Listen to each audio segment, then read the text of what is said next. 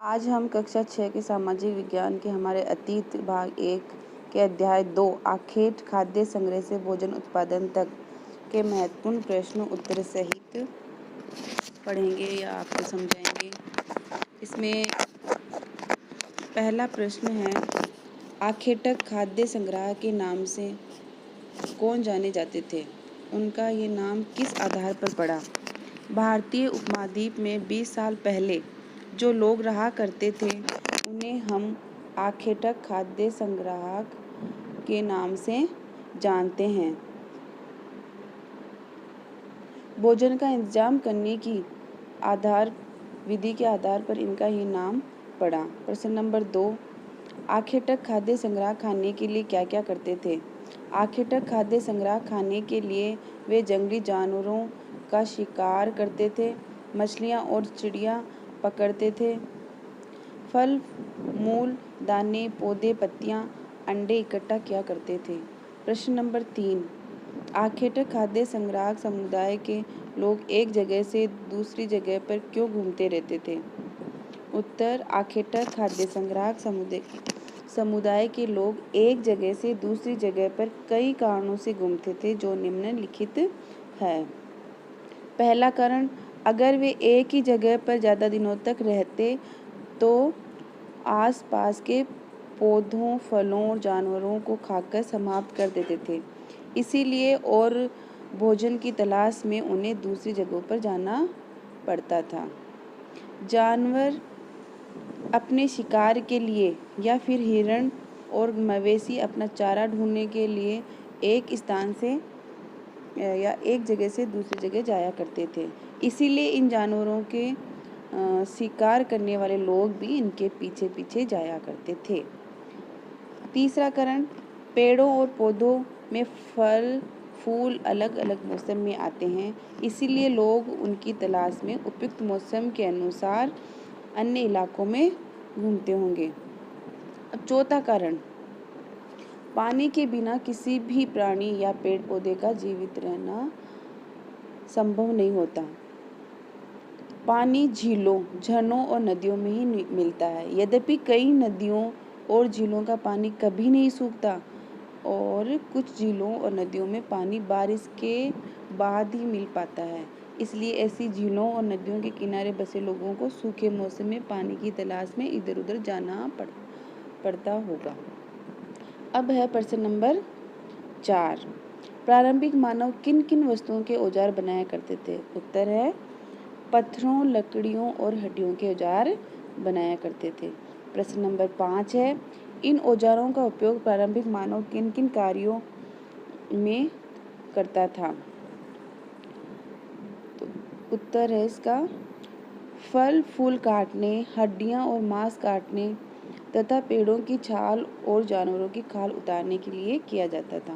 कुछ औजारों के साथ हड्डियों या लकड़ियों के मुट्ठे लगाकर भाले या बाण जैसे हथियार बनाए जाते थे और कुछ औजारों के द्वारा लकड़ियां काटी जाती थी और कुछ औजारों से अन्य औजार बनाए जाते थे। प्रश्न नंबर 6, प्रारंभिक मानव गुफाओं में क्यों रहते थे? ऐसी ही एक गुफा का नाम लिखो। प्रारंभिक मानव गुफाओं में बारिश, धूप और तेज हवाओं से बचने के लिए रहते थे। भीमबेटका जो आधुनिक मध्य प्रदेश में है, इस पुरा स्थल पर ऐसी गुफाएं और खंडराएं मिली है। ये गुफाएं नर्मदा घाटी के पास है। प्रश्न है, पूरा स्थल किसे कहते हैं? पूरा स्थल उस स्थान को कहते हैं जहाँ औजार, बर्तन और इमारतों जैसी वस्तुओं के अवशेष मिलते हैं। ऐसी वस्तुओं के निर्माण लोगों ने अपने काम के लिए किया था। किस लिए किया था? अपने काम के लिए किया था। प्रश्न है, किस पुरास्थल में राख के अवशेष प्राप्त हुए? किस पुरास्थल में राख के अवशेष प्राप्त हुए? कुरनूल गुफा में। कौन सी गुफा में? कुरनूल गुफा में। प्रश्न है, प्रारंभिक मानव ने आग का इस्तेमाल किन किन कार्यों में किया? प्रारंभिक मानव ने आग का इस्तेमाल प्रकाश के लिए, मांस भुनने के लिए, खतरनाक जानवरों को दूर भगाने के लिए किया। प्रश्न है, पुरातत्वविदों ने प्रारंभिक काल को और कौन सा नाम रखा? प्रारंभिक काल का और क्या नाम रखा उन्होंने? पूरा पाषाण काल। कौन सा नाम? पूरा पाषाण काल। पूरा पाषाण का क्या अर्थ है? पूरा का अर्थ होता है प्राचीन और पाषाण यानी पत्थर। प्रश्न है पूरा पाषाण काल की अवधि क्या है? तो पूरा पाषाण काल 20 लाख साल पहले से 12,000 साल पहले के दौरान माना जाता है। पूरा पाषाण काल को कितने भागों में बांटा गया है और नाम भी लिखो। तो पूरा पाषाण काल को 3 भागों में बांटा गया है। आरंभिक पूरा पाषाण काल, मध्य पूरा पाषाण काल और उत्तर पूरा पाषाण काल। प्रश्न है मानव इतिहास की अधिकांश घटनाएं किस काल में हुई? तो मानव इतिहास की अधिकांश घटनाएं पूरा पाषाण काल में ही हुई मानी जाती है। प्रश्न है मध्य पाषाण को और किन किन नामों से जाना जाता है? तो मध्य पाषाण काल को लघु पाषाण या माइक्रोलिथ काल नाम से भी जाना जाता है। उत्तर पूरा पाषाण काल का अन्य नाम क्या है? नवपाषाण काल।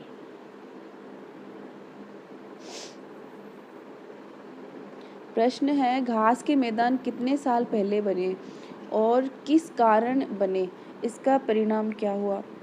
तो उत्तर है लगभग 12,000 साल पहले दुनिया की जलवायु में बड़े बदलाव आए और गर्मी बढ़ने लगी। इसके परिणाम स्वरूप कई क्षेत्रों में घास वाले मैदान बनने लगे। इससे फिर हिरण, बारहसिंगा, भेड़, बकरी, गाय जैसे इन जानवरों की संख्या बढ़ी जो घास खाकर जिंदा रह सकते थे। प्रश्न है आरंभिक मानव ने जानवरों को किस प्रकार पालतू बनाया और किन किन जानवरों को पालतू बनाया?